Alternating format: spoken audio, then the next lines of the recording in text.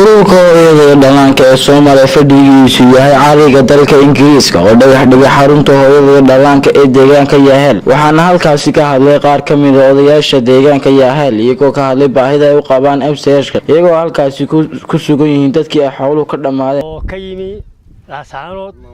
maraya deegaanka Yaahel anigoo ka mid ah odayaasha deegaanka Yaahel magacaygana la yiraahdo Jaal Cali Xuseen waxay yiraahdeen waxaan u baahanahay boqod laga dhiso dhakhtar MCH boqodana ana bixiyay anigoo Jaal Cali Xuseen waxaan u baahanahay dadka in looga dhigo dhakhtar waxaan u baahanahay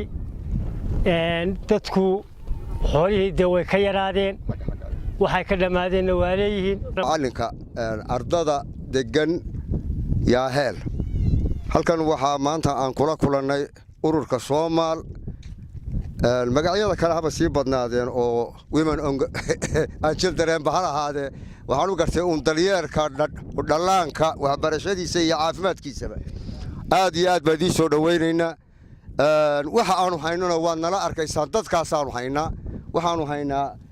deegaanka dhulkaas aanu joognaa wax qabad wixii aan qaban karay malcamada waa dhisnay lafeedu waa dhisnay ardadina waa urursanay agabkiina waa u baahanahay wixii kale dhaqaale ahaana waa u baahanahay xagga waxbarashada labada qol iskuuliya hadda waa ka dhigan karaa malcamad laakiin xoogaa wixii naga dhiman waxaan jecelahay inaanu idin la kaashano insha Allah aad naga caawisaan waan xagga ugu dambeyn waxaa halkaasi ka hadlay gudoomiyaha ururka hooyada iyo dhallaanka ee Soomaal ee Faysa Cartan Boos aad ba u mahadsantihiin sida aan noo soo dhaweyseen والله wax laga xumaado waa kulay aad baan u qeyrooday sida aad tihiin iyo dayac badan oo jira marka arkay marka insha Allah biillah kareem wax kale oo dhahay ma leh waa inaan wax qabanno oo dadka u dhashay